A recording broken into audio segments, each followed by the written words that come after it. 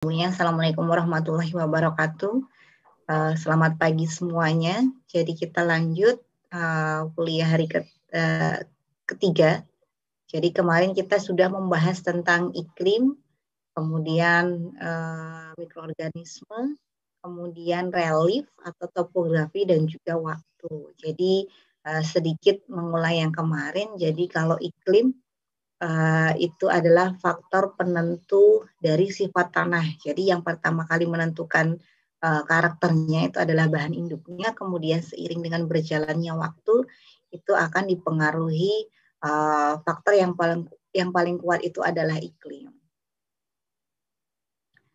Kemudian kalau mikroorganisme itu terkait nanti ketersediaannya atau banyak sedikitnya organisme atau mikroorganisme yang hidup di dalam tanah itu dipengaruhi oleh ketertutupan tanahnya. Jadi tanaman yang hidup di situ kemudian dia menyumbangkan bahan organik sehingga nanti terjadi proses dekomposisi dan itu dilakukan oleh mikroorganisme. Tentunya nanti mikroorganisme tersebut itu juga dapat berkembang biak itu sesuai dengan kondisi temperatur tertentu. Jadi optimumnya itu seperti makhluk hidup yang lain. Kemudian nanti vegetasi yang tumbuh di atas tanah atau di permukaan tanah itu nanti juga menyumbangkan bahan organik ke dalam tanah. Jadi nanti tergantung tanamannya itu seperti apa. Kemudian tergantung juga sisa-sisa tanaman atau tumbuhan yang disumbangkan ke dalam tanah. Kemudian kalau topografi nanti berkaitan dengan cepat atau lambatnya proses pelapukan yang ada di dalam tanah. Nanti reliefnya itu landai ataupun datar, kemudian nanti juga menentukan ketebalan tanahnya, kemudian kandungan bahan organik yang ada di dalamnya, kemudian tingkat erosinya dan lain-lain. Kemudian pembentukan tanah, nanti horizon tanah dan juga warna tanah itu nanti ditentukan oleh dia jenuh air atau tidak. Jadi tentang drainasenya, jadi drainasenya buruk ataupun baik nanti itu menentukan warna ataupun tingkat perkembangan tanahnya. Jadi kalau dia drainasenya baik itu otomatis nanti banyak proses oksidasi di situ karena banyak oksigen, kemudian warnanya itu cenderung seragam. Kemudian nanti semakin ke sangat buruk drainasenya nanti biasanya itu warnanya akan gelap atau cenderung keabu-abuan dan juga nanti di situ banyak lempungnya karena bisa jadi nanti juga adanya hasil endapan dari atasnya. Kemudian kalau tekstur itu juga sangat ditentukan oleh letak dari topografinya. Biasanya yang daerah atas itu cenderung kasar, kemudian daerah endapan itu nanti cenderung halus. Kemudian kalau waktu, jadi semua faktor pembentuk tanah ini bekerja sepanjang waktu, bisa ratusan bahkan ribuan tahun, dan juga profil tanah itu berkembang terus-menerus. Nanti bisa teman-teman baca lagi di slide yang sudah saya berikan. Mungkin ada pertanyaan tentang materi kita minggu lalu sebelum kita lanjut yang baru.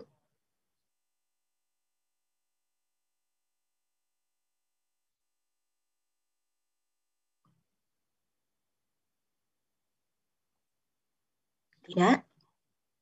Sepertinya belum ada, Bu. Oke, kalau tidak kita lanjut ya. Jadi sifat tanah atau soil properties ini biasanya ditentukan dari 5 faktor pembentuk tanah itu sendiri.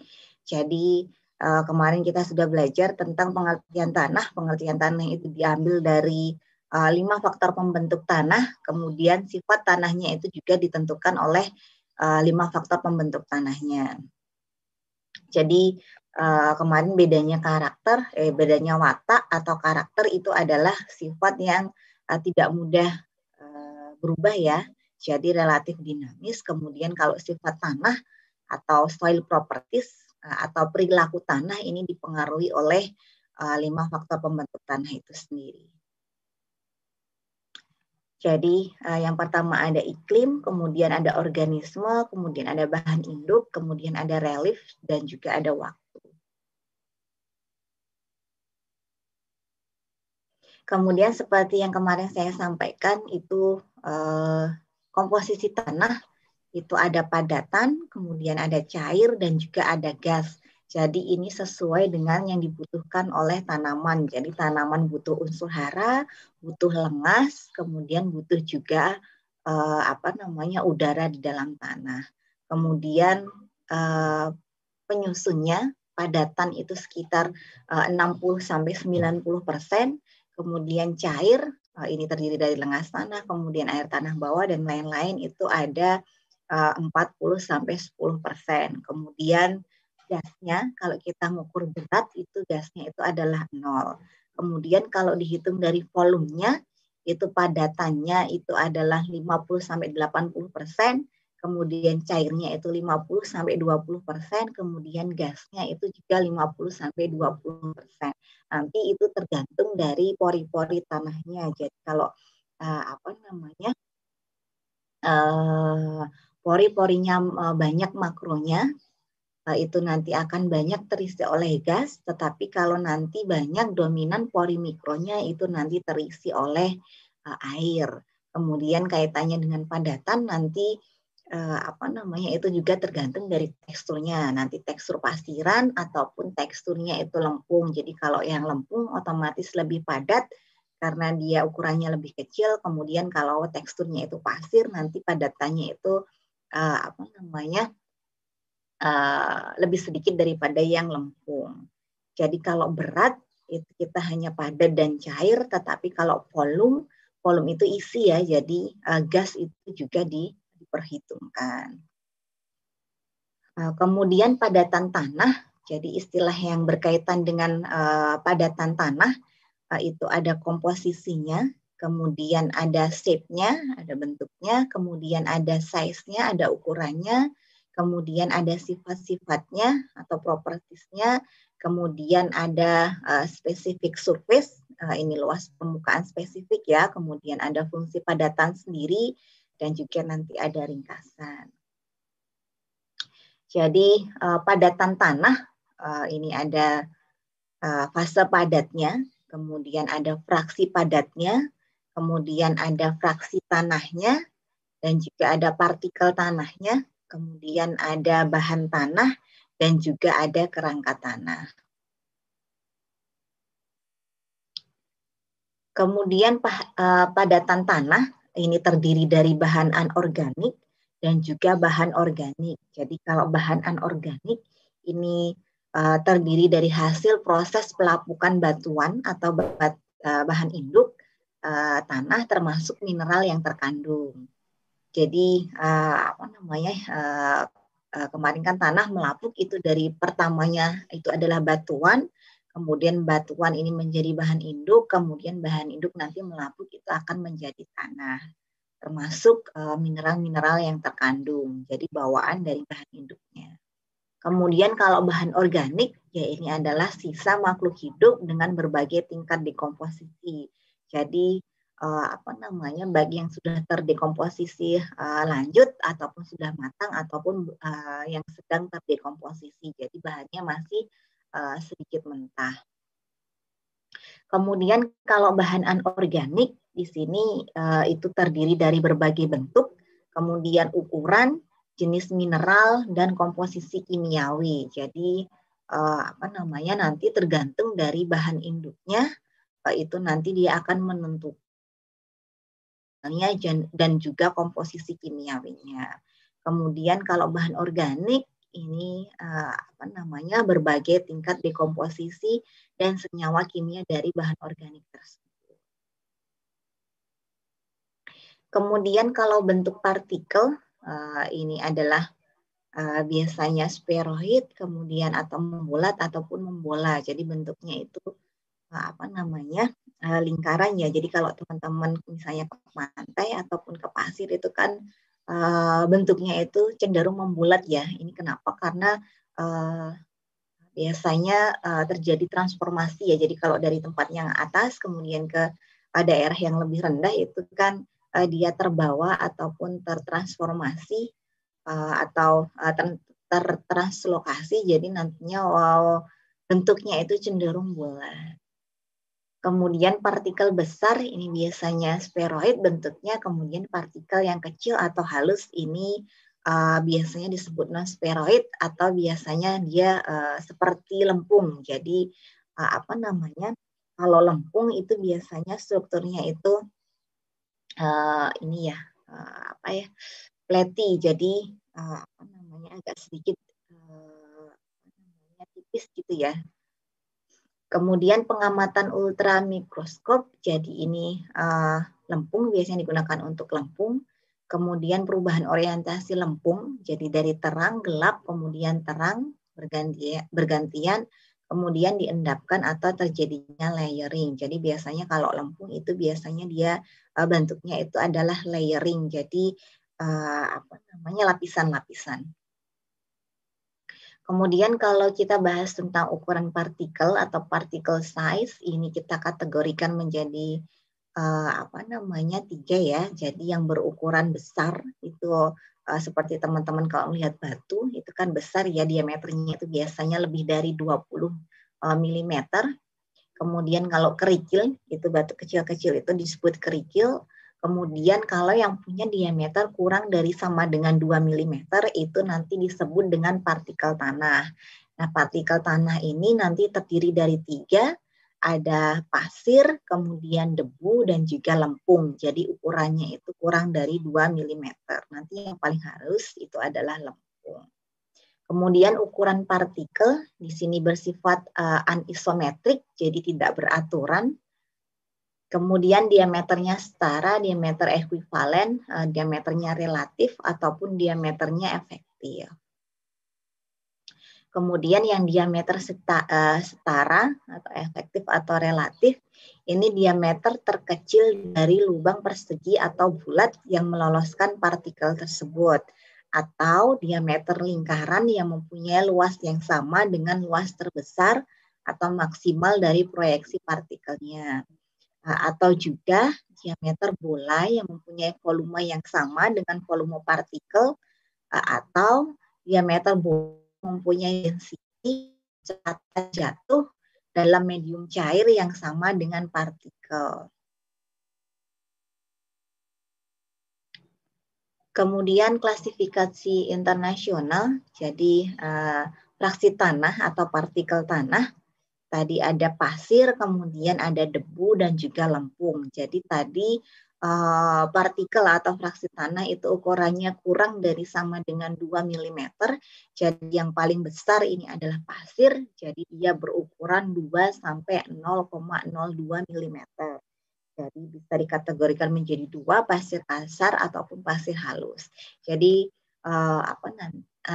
nanti kalau misalnya teman-teman menganalisis tekstur yang secara kuantitatif, jadi benar-benar dihitung berapa persen pasir, persen debu, persen lempung, nanti itu kita mengetahui pasirnya itu biasanya nanti pakai ayakan. Jadi ayakannya itu punya diameter kurang dari 2 mm. Jadi yang lolos itu nanti berapa, kemudian kita timbang. Jadi bentuknya itu adalah buatan-buatan lingkaran kecil-kecil itu ya. Kemudian kalau yang debu ini berukuran 0,02 sampai 0,002 mm. Kemudian kalau yang lempung itu ukurannya itu adalah kurang dari 0,002 mm. Jadi dia paling kecil. Kemudian tadi klasifikasi secara internasional, kemudian kalau ini klasifikasi secara USDA, ini adalah pasir itu dibedakan menjadi banyak ya, ada pasir sangat kasar, kemudian sangat halus, kemudian ada lempung, ada debu juga kasar sampai halus, kemudian lempung juga kasar sampai halus. Tapi kalau kita mengukur tekstur itu secara kuantitatif itu biasanya hanya 3 ya. Jadi dari pasir, persen pasir itu berapa, persen debu itu berapa, kemudian persen lempung itu berapa. Kemudian karakter partikel tanah, yang pertama ini adalah bisa rigid, kemudian bisa kasar, bisa kaku ataupun keras. Kemudian relatif konstan, tadi kalau misalnya kasar itu dia bentuknya misalnya pasir, pasirnya sedang, besar atau kecil, kemudian kaku itu tidak mudah berubah bentuk ya. Kemudian kalau keras nanti ini tergantung dari sifat bahan induknya. Jadi dia yang mudah melapuk ataupun tidak. Jadi kan ada dia yang bentuknya kristalin ataupun non kristalin. Jadi kalau kristalin itu dia semakin keras, tapi kalau semakin ke bawah semakin non kristalin itu biasanya dia mudah melapuk atau tingkat kekerasannya itu semakin berkurang. Kemudian kalau relatif konstan ini adalah sukar berubah. Kemudian luas permukaan jenis atau specific surface, kemudian dia bermuatan listrik karena ada elektron-elektronnya, kemudian ada komposisi kimianya. Jadi komposisi kimia ini nanti juga ditentukan oleh bahan induknya. Jadi nanti banyak kandungan unsur hara apa, misalnya Ca, Na atau Mg ataupun banyak mikro haranya. Kemudian kalau luas permukaan jenis ini adalah jumlah luas permukaan partikel tanah per satuan unit partikel. Jadi nanti bisa per partikel, per berat partikelnya ataupun per volumenya. Jadi ada berat jenis atau yang disebut dengan biasanya disingkat dengan BJ ya. Jadi kalau teman-teman sudah mulai praktikum watak dan sifat tanah nanti juga akan mengukur berat volume dan juga berat jenis. Jadi ini adalah luas permukaan jenis. Jadi bisa per berat partikel atau tanahnya. Jadi lambangnya M, kemudian bisa per volumenya. Nanti lambangnya itu adalah V. Jadi kalau berat jenis itu adalah luas permukaan partikelnya, kemudian dibagi dengan masanya atau berat partikelnya. Satuannya itu adalah centimeter per gram atau persatuan unit volumenya.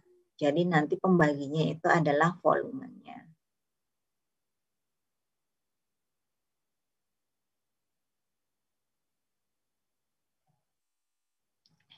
Maaf tadi saya menyampaikan BJ dan juga BV ya. Jadi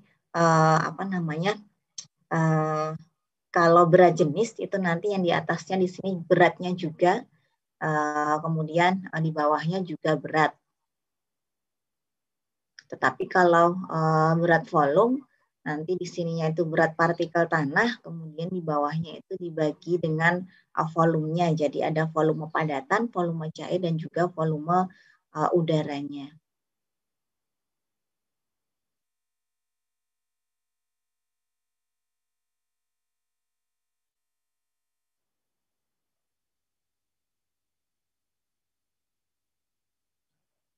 Kemudian kalau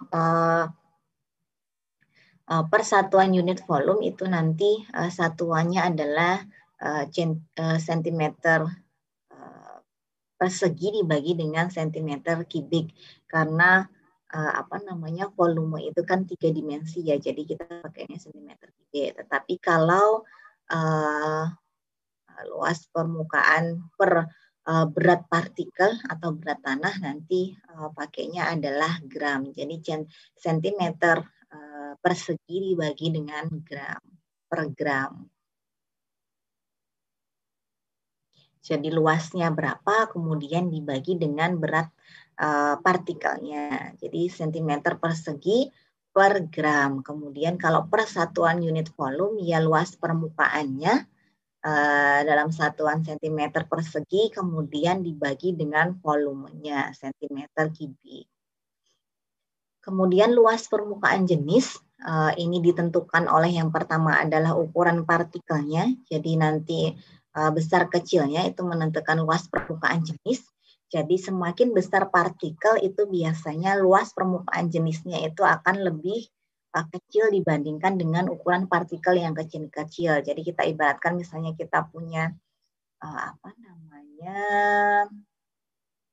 misalnya kita punya batu, kemudian dengan berat yang sama, misalnya 1 kilogram, kalau kita punya ukuran yang lebih besar, kan otomatis nanti kalau kita beberkan ya, atau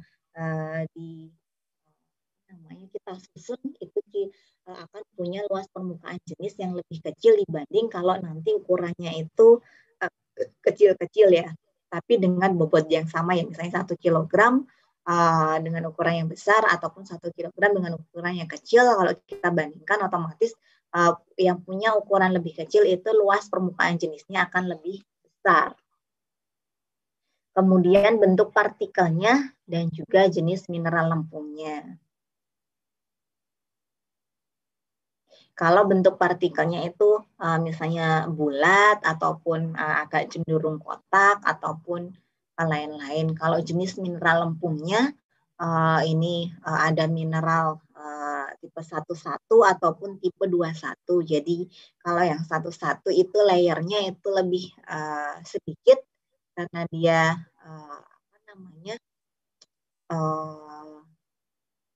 kurang berkembang dibanding yang tipe 21. Jadi kalau 21 itu dia punya layer atau lapisan yang lebih banyak. Jadi 11 itu hanya 2, kalau 21 itu 3 lapisan.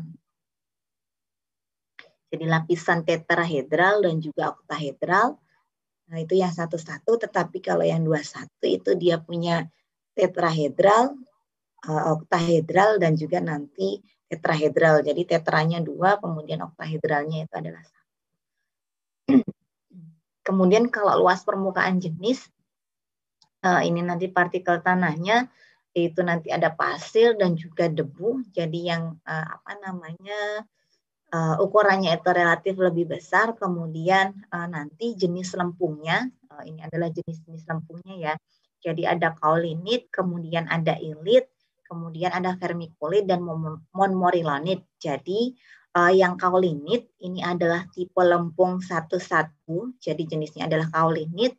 Kemudian yang ilit, vermikulit, dan juga monmorillonit ini adalah tipe lempung 21, jadi yang punya lapisan itu lebih banyak. Jadi kaulinit ini adalah 11, kemudian ilit ini adalah tipe 21. Jadi kalau partikel tanahnya pasir dan juga debu, ini biasanya luas permukaan jenis per beratnya ini adalah mendekati 0 ya. Kemudian kalau yang lempung, yang tipe 11 atau yang kaulinit ini LPG-nya itu biasanya 5-20. Kemudian kalau yang tipe 21, jadi ilit, vermikulit, atau monmorillonit ini biasanya LPG-nya itu lebih besar dari 100. Jadi yang monmorillonit ini cenderung lebih besar. Jadi bedanya meskipun dia 21, tipe lempung 21, tetapi mereka beda di lapisannya. Jadi maaf ya, ini saya tidak bisa menggambarkan ya. Pen saya itu mati. Jadi kalau yang ilit itu dia punya lapisan antar kisi. Jadi kan tadi seperti yang saya sampaikan kan ada 3 lapisan ya. Kemudian rongga-rongganya antar kisi itu ilit itu lebih kecil. Kemudian vermikulit ini yang tengah-tengah. Kemudian kalau yang monmorillonit itu kisi-kisi kisi-kisinya, jadi jarak antar lapisannya tadi, karena dia punya 3 lapisan, itu dia yang paling besar. Jadi dia punya luas permukaan jenis ini yang lebih besar. Kemudian kalau yang ilit, ini biasanya kisi-kisinya itu diisi oleh unsur hara atau mineral itu yang punya satu muatan. Jadi dia kurang bisa mengikat unsur hara lain. Tetapi kalau yang monmorillonit ataupun vermikulit ini dia bisa mengikat unsur hara yang punya 2 muatan. Jadi kalau yang muatan 1 kan tadi K ya, K+. Jadi kalau biasanya ilit itu diisi oleh K+, tapi kalau vermikulit atau monmorillonit ini diisi oleh muatan yang 2+. Jadi bisa Ca, bisa Mg, dan juga lain-lain.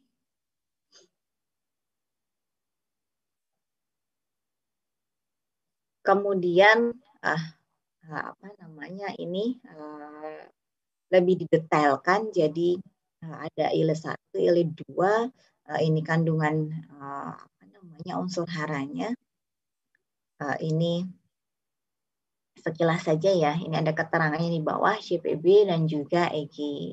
Jadi ini adalah kandungan baik setil piridinum atau ethylene glycol. Jadi ini sebagai tambahan saja. Kenapa tadi bisa LPG-nya itu lebih besar. Kemudian kerapatan muatan dan juga kapasitas pertukaran kation. Jadi biasanya kapasitas pertukaran kationnya ini adalah sejalan atau mempunyai korelasi yang positif dengan luas permukaan jenis. Jadi biasanya semakin besar luas permukaan jenisnya, itu nanti KPK-nya itu akan semakin besar.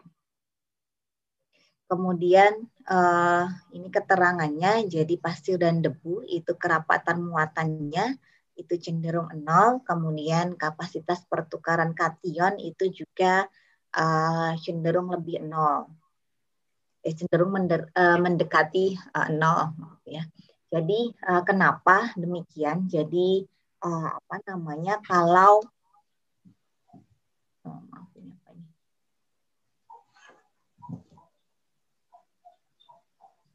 jadi kalau pasir dan debu itu dia tidak punya muatan. Jadi yang punya muatan itu adalah lempung. Jadi yang menjerap nanti kation-kation. Jadi kation-kation itu adalah unsur hara yang punya muatan positif ya. Kemudian lempung itu dia punya muatan negatif. Jadi nanti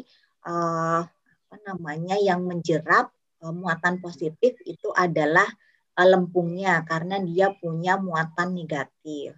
Jadi kalau pasir dan debu itu dia tidak punya muatan sehingga dia tidak punya kerapatan muatan dan juga kapasitas pertukaran kation. Jadi kalau yang lempung ini dia punya muatan negatif, jadi nanti ini dia punya kerapatan muatan dan juga kapasitas pertukaran kation. Jadi yang kaulinit ini kerapatan muatannya itu 6 sampai 7 mm ekuivalen per meter persegi dikali dengan 10. Kemudian kapasitas pertukaran kationnya ini adalah 0,03 sampai 0,15 mili ekuivalen per gram. Kemudian yang punya tipe lempung 21 ini biasanya KPK-nya itu relatif lebih tinggi dibanding dengan tipe mineral lempung 11 atau kaolini.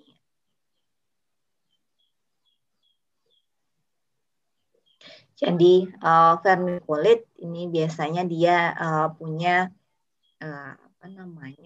KPK yang lebih besar.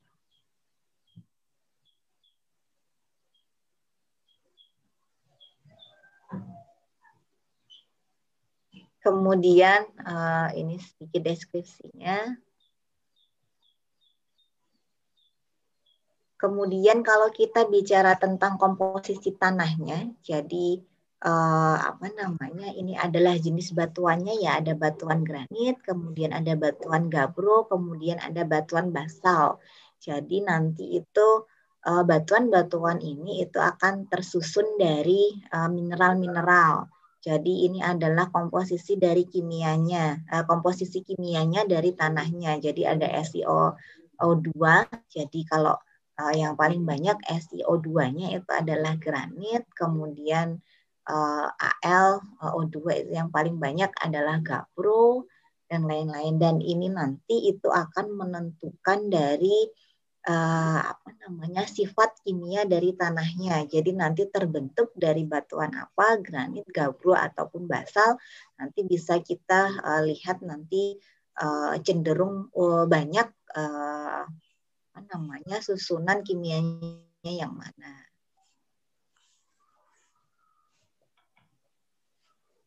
Ini adalah MgO, kemudian CaO-nya, kemudian K2O-nya, yang paling banyak ini adalah granit, nanti apa namanya susunan kimia dari tanahnya itu nanti tergantung dari jenis ataupun tipe batuannya.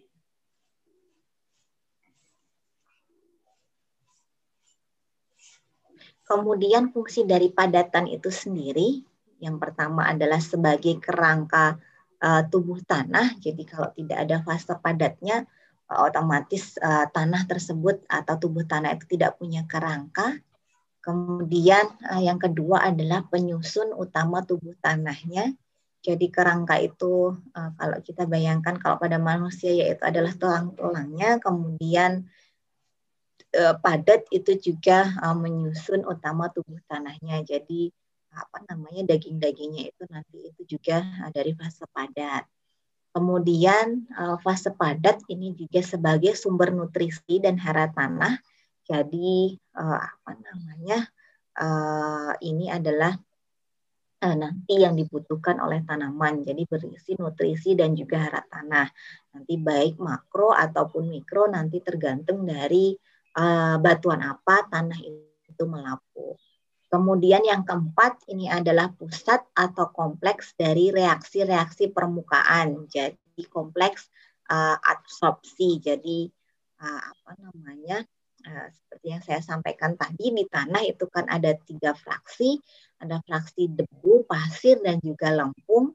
Kemudian kalau pasir dan debu dia tidak punya muatan, tetapi kalau lempung dia punya muatan negatif yang bisa menjerap kation-kation yang ada pada larutan tanah. Nah, nanti pertukarannya atau reaksinya itu ada di kompleks reaksi permukaan atau disebut dengan kompleks absorpsi. Kemudian yang kelima ini adalah pengatur dinamika air dan udara tanah. Jadi nanti fase padatnya itu menentukan apa namanya pergerakan air dan juga pergerakan dari udara tanahnya. Jadi kalau misalnya fraksi padatnya itu mendominasi, itu biasanya apa namanya ketersediaan air dan udaranya nanti apa namanya akan sedikit berkurang, dan juga nanti itu menentukan juga pori-pori makro maupun mikronya. Jadi kalau semakin padat itu otomatis nanti apa namanya pori makronya atau udaranya di dalam tanah itu akan berkurang karena apa namanya tanahnya padat ya mampat ya. Jadi kalau apa namanya teman-teman bisa bayangkan antara misalnya spon ataupun batu ya, batu bata. Jadi kalau spon itu kan dia banyak rongga-rongganya, jadi dia bisa menyimpan air dan juga udara. Tapi kalau misalnya spon itu berisi air ya udaranya kosong, tetapi kalau misalnya batuan padat ataupun misalnya batu bulat gitu ya, dia kan rongga-rongganya cenderung tidak ada, jadi hanya terdiri dari fase padat saja. Kemudian ringkasan sifat partikel padatan. Jadi yang pertama itu adalah pasir. Tadi kalau ukurannya kasar itu dia punya ukuran lebih besar dari 50 mikrometer. Jadi kalau mikro itu kan per kali 10 pangkat 6 ya. Kemudian bentuknya itu bisa bulat sampai dengan lonjong. Kemudian sifatnya itu bisa sampai rigid sampai dengan kaku. Kemudian biasanya kalau pasir itu berbutir tunggal. Jadi kalau teman-teman ke pantai itu kan dia bentuknya itu adalah sendiri-sendiri ya. Jadi tidak berbentuk agregat, tapi bentuknya adalah sendiri-sendiri. Jadi berbentuk butiran tunggal. Kemudian dia tidak punya muatan listrik. Kemudian gaya kohesi dan adhesinya itu sangat kecil, bahkan relatif tidak ada. Jadi tarik-menarik ya kohesi adhesi, kemudian tidak elastis dan juga tidak lekat. Jadi karena dia bentuknya tadi butir tunggal, jadi dia tidak elastis dan juga tidak lekat. Jadi apa namanya kalau kita pegang pun nanti otomatis dia tidak mengotori tanah kita ya, karena dia bentuknya itu butir tunggal. Kemudian reaktivitasnya ini adalah tidak reaktif. Kemudian kalau debu Jadi debu ini ukurannya halus, 2-50 mikrometer. Kemudian dia ciri-cirinya itu adalah terasa licin. Jadi kalau kita rasakan dengan ibu jari dan telunjuk kita itu biasanya dia adalah licin seperti sabun itu ya, hampir ada busanya. Kemudian bentuknya bisa lonjong atau oval. Kemudian LPG-nya atau luas permukaan jenisnya itu adalah kecil. Kemudian muatan listriknya itu kecil atau sedikit. Kemudian gaya kohesinya juga kecil. Kemudian dia agak sedikit lekat tapi tidak elastis. Jadi kalau kita terkena debu atau apa kan bisa mengotori tanah kita ya. Kemudian dia kereaktifannya itu adalah kurang reaktif. Kemudian lanjut ke lempung. Jadi kalau lempung ini ukurannya yang sangat halus, dia berukuran kurang dari 2 mikrometer. Maaf ya, mikrometer tadi pangkatnya itu pangkat 3 ya. Jadi 2 dikali 10 pangkat min 3. Kalau bentukannya adalah lempeng, jadi tadi pleti, jadi dia bentukannya adalah lempengan. Kemudian LPG-nya, luas permukaan jenisnya ini amat sangat luas, jadi sangat besar luas permukaan jenisnya. Kemudian muatan listriknya ini sangat banyak, terutama tadi muatan-muatan negatifnya. Kemudian gaya tarik-menariknya ini juga sangat tinggi. Kemudian kelekatannya itu sangat lekat. Jadi kalau teman-teman main tanah lempung ya, itu pasti dia agak sedikit lekat. Kemudian plastisitasnya atau elastisitasnya ini adalah sangat plastis. Kemudian reaktivitasnya ini sangat reaktif. Tadi karena dia punya muatan, terutama muatan negatif, itu dia sangat reaktif untuk menjerap atau mengabsorpsi dari muatan-muatan positif. Kemudian yang selanjutnya adalah bahan organik. Jadi di dalam tanah atau di dalam tubuh tanah itu juga terdapat bahan organik. Jadi ini bentuknya adalah amorf atau non-kristalin. Jadi dia tidak berbentuk ya. Jadi kalau yang kristalin itu tadi dia berbentuk. Tapi kalau yang amorf itu dia tidak berbentuk. Kemudian dia tidak teratur, kemudian ukurannya ini biasanya kasar sampai sangat halus, nanti tergantung dari proses dekomposisinya sudah lanjut atau belum. Jadi kalau yang masih terdekomposisi di awal-awal itu biasanya ukurannya masih kasar, tetapi kalau sudah terdekomposisi lanjut itu biasanya dia ukurannya itu sangat halus. Kemudian luas permukaan jenisnya ini juga sangat besar karena dia punya asam-asam organik, punya gugus-gugus fungsional, jadi dia luas permukaannya ini sangat besar. Kemudian muatan listriknya juga banyak. Kemudian reaktivitasnya dia sangat reaktif. Kemudian dia sedikit lekat tetapi tidak plastis.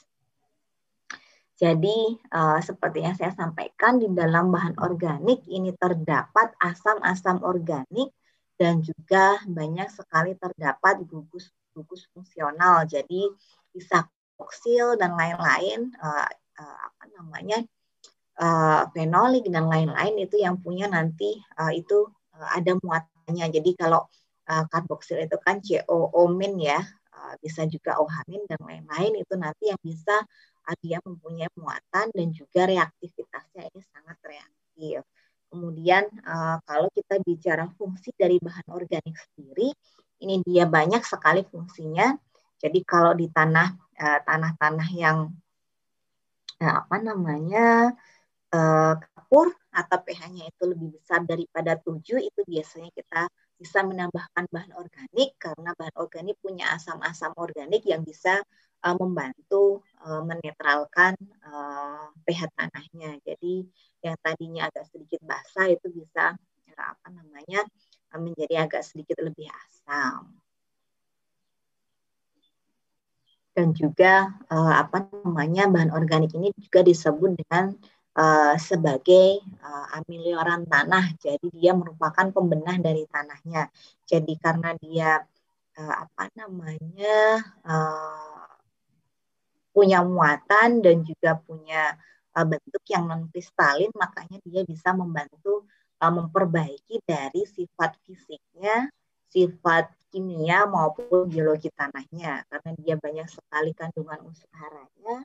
Kemudian dia sangat reaktif, makanya dia bisa memperbaiki dari sifat-sifat fisik, kimia, dan juga biologi dari tanahnya.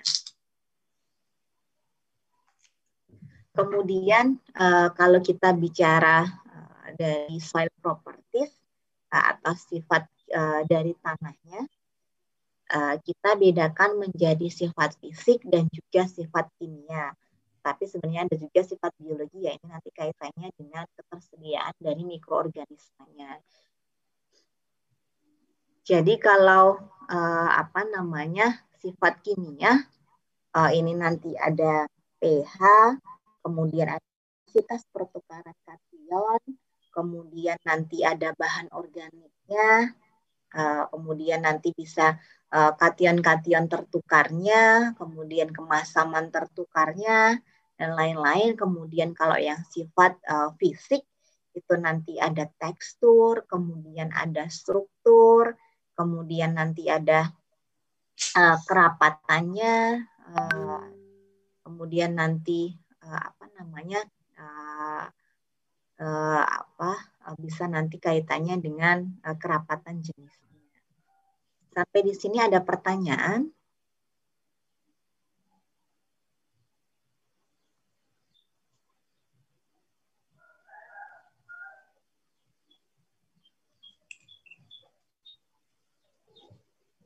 Ada pertanyaan tidak ya? Atau belum?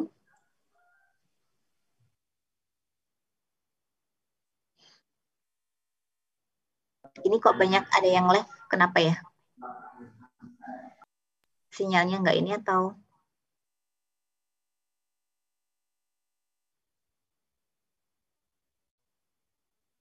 Sepertinya jaringan, Bu. Ya kali ya. Tapi selama ini kalau kalian kuliah aman-aman saja kan ya? Maksudnya materinya kalian dapat, kemudian jaringan juga bagus. Yang penting sih materinya kalian dapat semua dan kalian paham.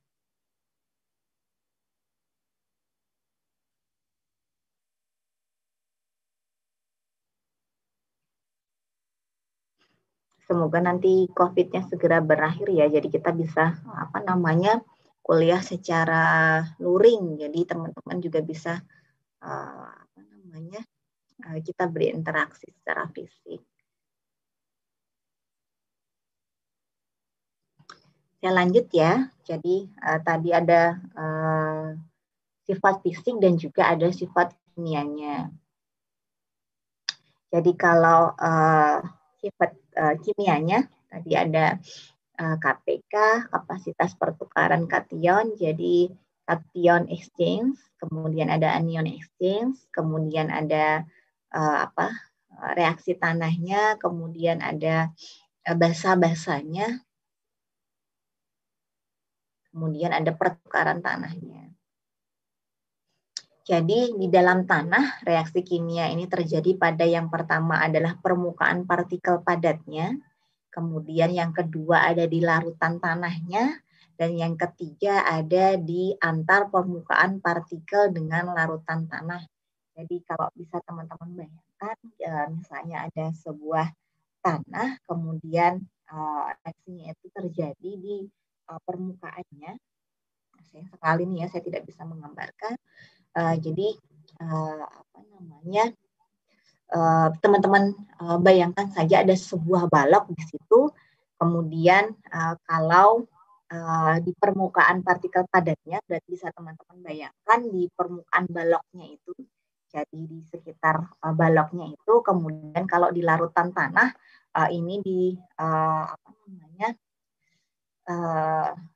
di luar dari di luar dari baloknya, jadi bisa di depan balok atau di samping baloknya.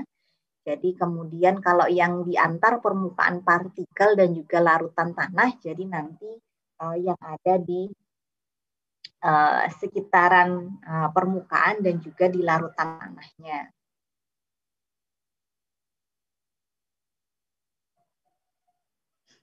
Kemudian kalau yang reaksi di permukaan partikel, ini dinamakan dengan reaksi adsorpsi, jadi pakai D ya. Kemudian ini disebut juga dengan retensi ataupun fiksasi. Jadi dia dijerap. Jadi apa namanya kan ada yang tulisannya pakai B, jadi absorpsi. Jadi bedanya kalau adsorpsi itu hanya di permukaannya saja, tetapi jadi bahasa Indonesianya itu adalah dijerap, jadi cuma di permukaannya saja.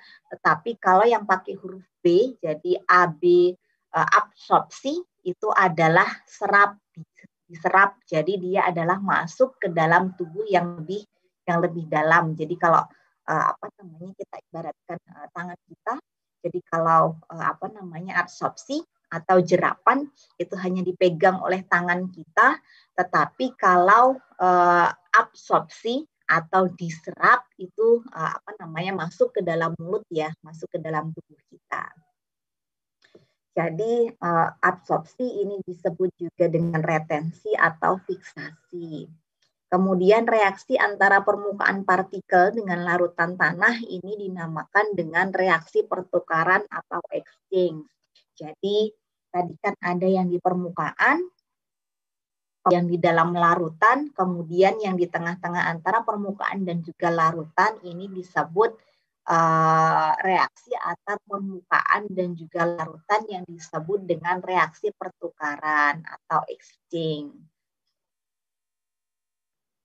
Kemudian kalau soil change sendiri ini adalah reaksi kimia yang dapat terjadi karena tanah mempunyai muatan listrik baik muatan positif maupun muatan negatif yang berasal dari yang pertama. Jadi muatannya itu berasal dari yang pertama itu adalah substitusi isomorfik.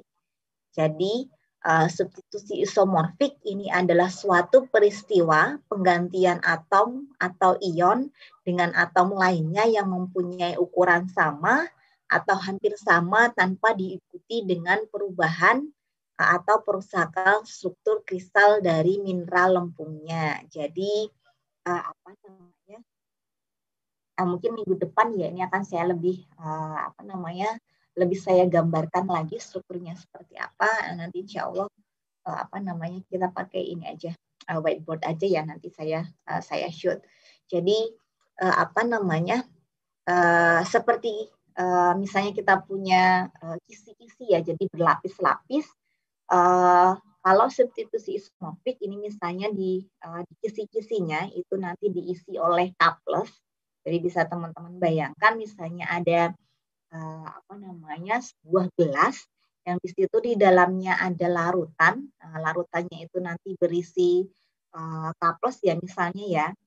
Kemudian kalau substitusi isomorfik nanti isi di dalam gelasnya. Jadi K+-nya itu atau kalium yang punya muatan +1 itu nanti akan ditukarkan oleh yang sama muatannya. Misalnya yang sama itu apa ya? H+ ya. H+ ataupun yang muatannya itu agak lebih besar 1, jadi yang 2+. Jadi nanti K+-nya itu bisa ditukar oleh H+ ataupun nanti bisa ditukar oleh Ca2+.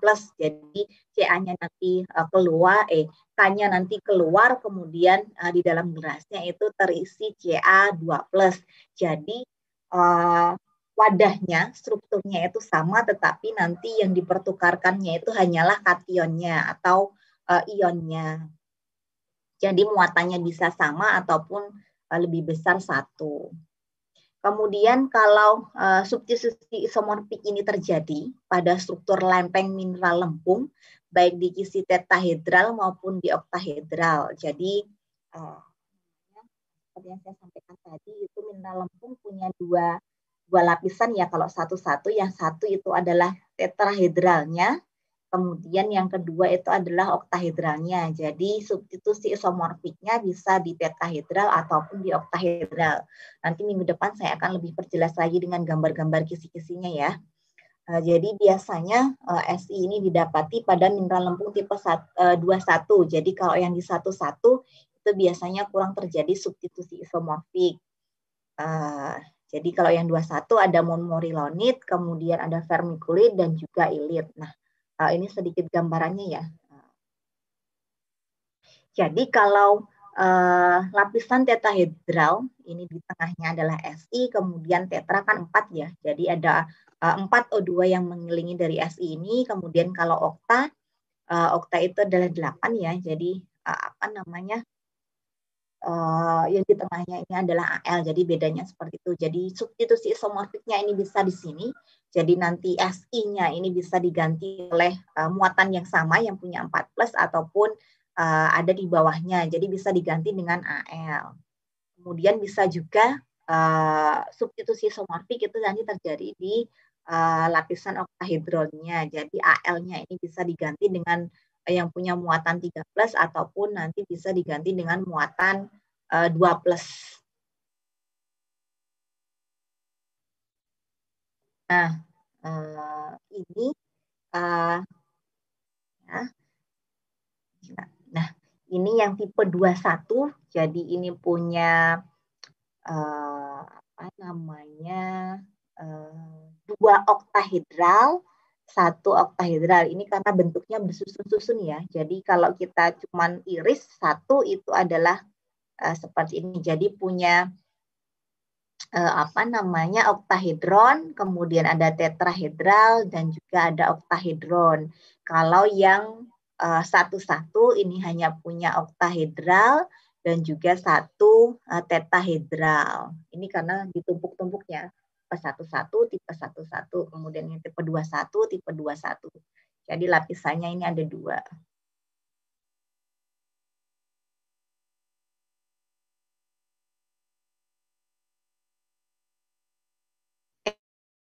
Maaf ya, yang 21 itu yang punya 2 tetahedral. Jadi di sini ya, kalau yang ini adalah yang di sini, apa namanya, melingkar ini ya. Jadi ada oktahedral 1, kemudian ada tetrahedral 1. Kemudian kalau yang apa namanya, yang 21 ini sini. Jadi ada tetrahedral, oktahedral dan juga tetrahedral. Jadi TOT, kalau di sini hanya ada TO saja.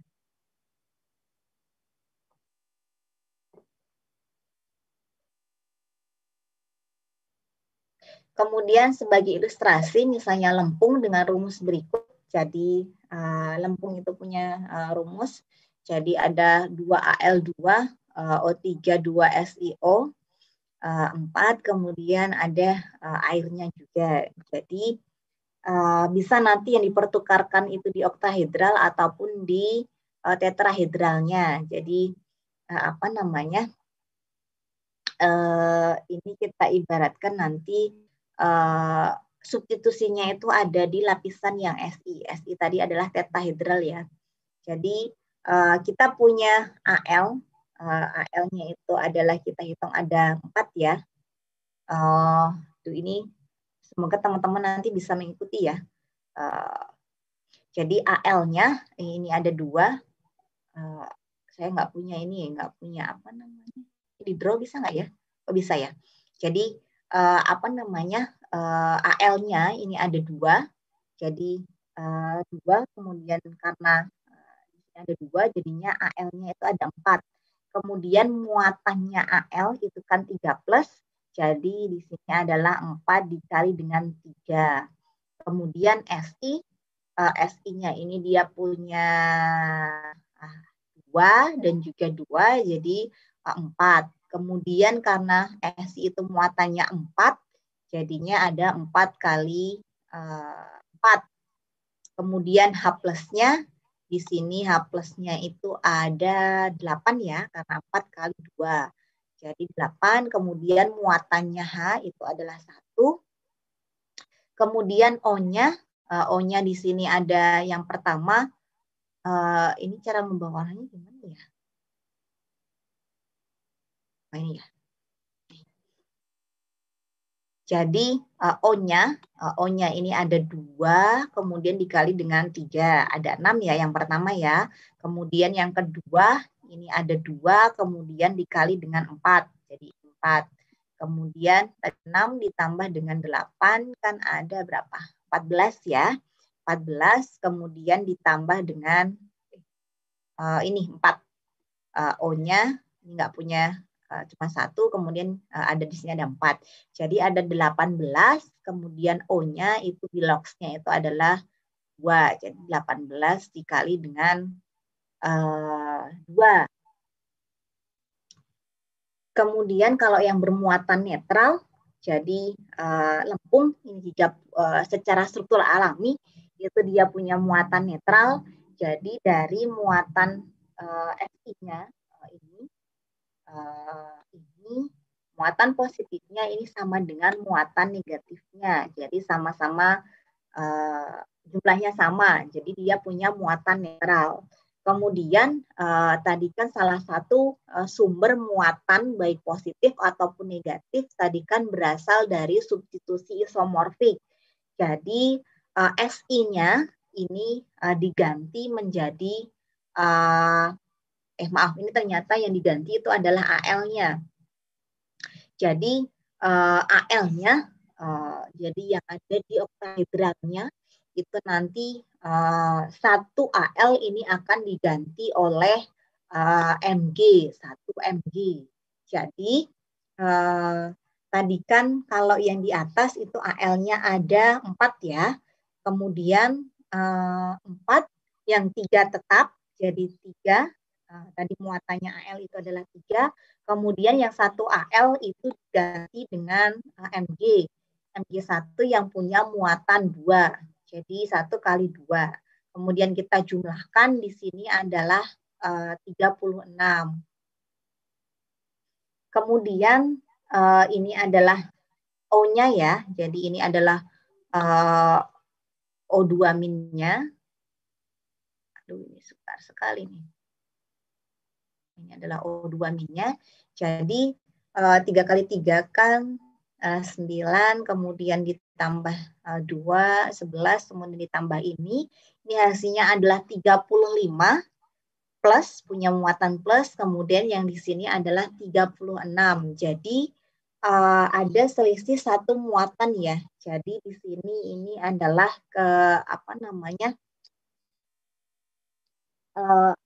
biar sama kan di sini harusnya 35.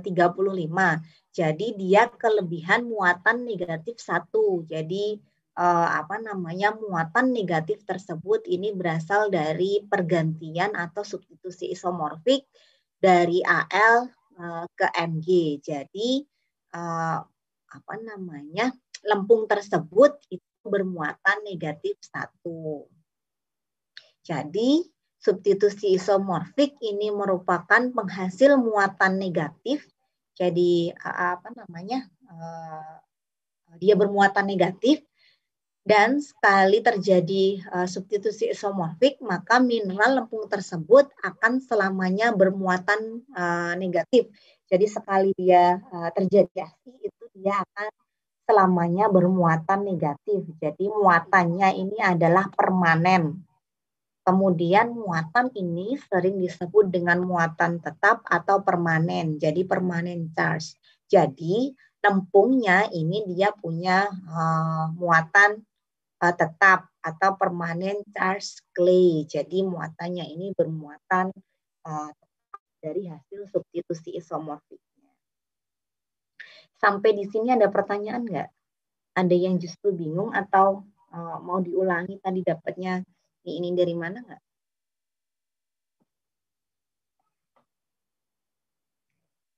Atau sudah bisa dipahami? Mungkin bisa dilanjut dulu, Bu. Oke. Semoga yang lain bisa ya.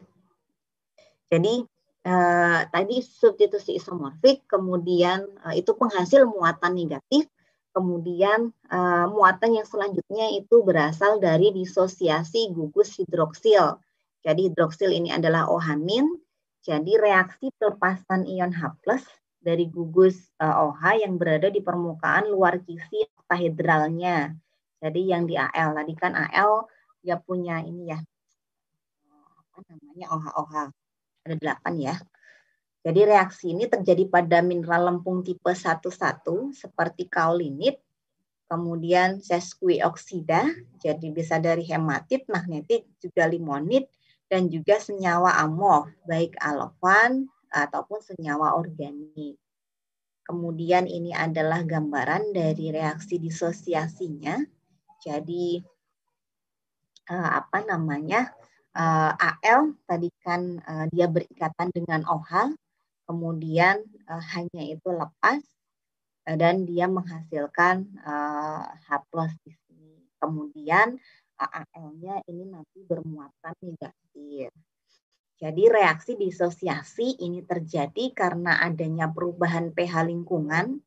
Jadi pH tanah yang biasanya terjadi pada pH yang basis atau pH tinggi. Jadi apa namanya, AL-nya, ALOH-nya ini akan bereaksi dengan OH-nya. Biasanya terjadi pada tanah dengan pH yang basah. Kemudian ini nanti menjadi AL-O-, kemudian menjadi H2O ditambah dengan H2O. Jadi ini adalah sumber muatan negatifnya. Bentar ya, saya sini ya.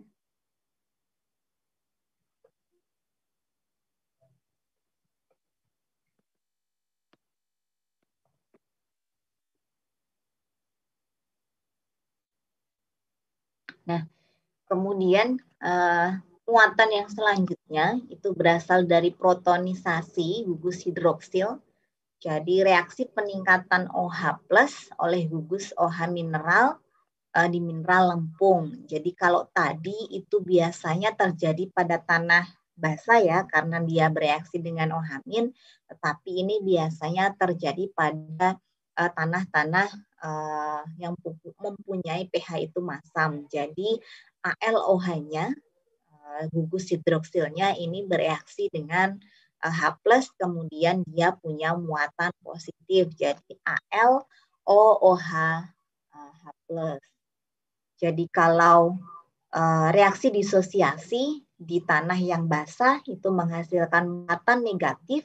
Kalau reaksi disosiasi terjadi di tanah masam itu dia menghasilkan muatan positif.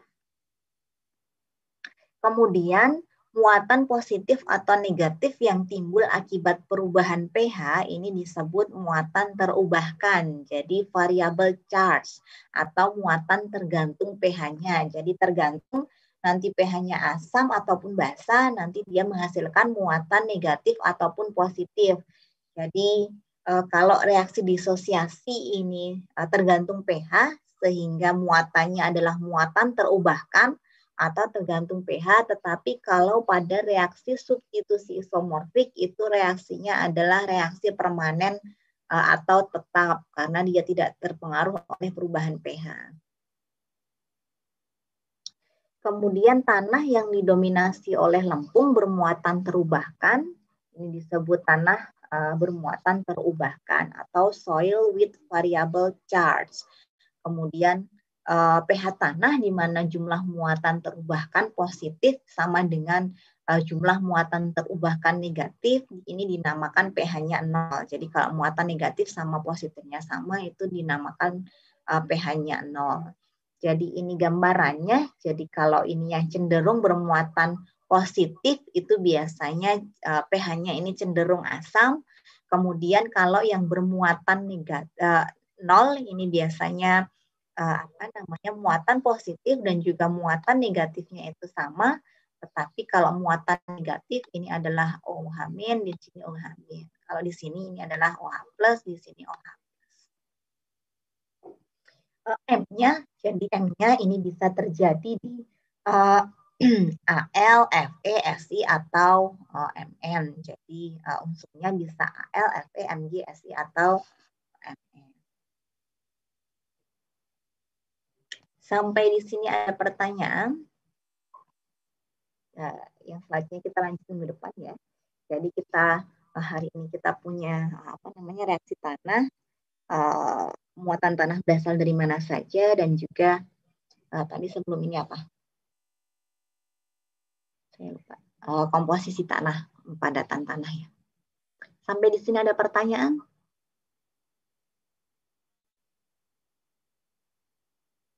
Ada yang belum jelas di bagian mana? Atau sudah sangat jelas? Nanti insya Allah ujiannya pilihan ganda ya. Tapi mungkin nanti kuliahnya akan dilanjutkan oleh, kalau nggak Bu Yani, dosen lain ya. Soalnya nanti saya harus sekolah S3. Jadi mungkin 2 minggu lagi nanti pengampunya akan diganti. Ada pertanyaan? Maaf, Bu. Ya. Jadi secara garis besar itu muatan tanah itu berefek sama pH ya? Muatan tanah berefek sama pH. Kebalik ya. Jadi bisa jadi juga. Jadi kalau kita bicara muatan itu adalah ditentukan dari pH-nya. Jadi baik pH masam ataupun pH basa nanti itu adalah menentukan muatannya, muatan negatif atau muatan positif. Kemudian nanti dari muatan tersebut, dari banyak negatif atau banyak positif, nanti juga bisa menentukan pH gitu ya, benar. Jadi dua-duanya ya. Jadi yang pertama pH itu mempengaruhi muatan, kemudian setelah muatan nanti bereaksi, nanti banyak OH- atau OH positifnya nanti akan menentukan cenderung pH-nya lebih ke asam atau lebih ke basa gitu. Benar-benar. Baik, terima kasih Bu. Oke, ada yang lain?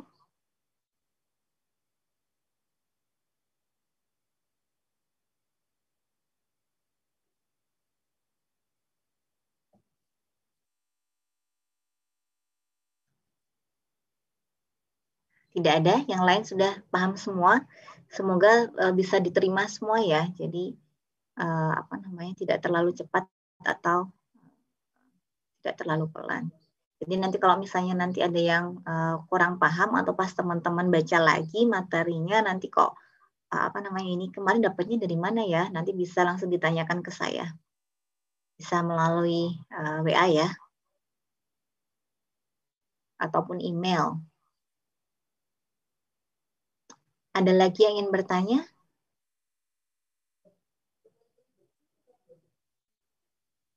Cukup? Sudah? Yang lain? Materi kita tadi tentang komposisi tanah, tentang LPG, kemudian ukuran-ukuran fraksi dari partikel tanahnya, kemudian sedikit tentang sifat kimia tanah, tentang muatan pada tanah. Jadi ada substitusi isomorfik, itu menghasilkan muatan yang permanen, kemudian kalau yang muatan terubahkan oleh pH nanti tergantung pH-nya itu asam ataupun basa. Gitu ya. Ada pertanyaan lagi? Kalau tidak ada, kita lanjut minggu depan. Sekian dari saya. Tetap jaga kesehatan. Semoga kita sehat selalu. Jangan sungkan untuk bertanya. Bisa lewat email ataupun WA ya.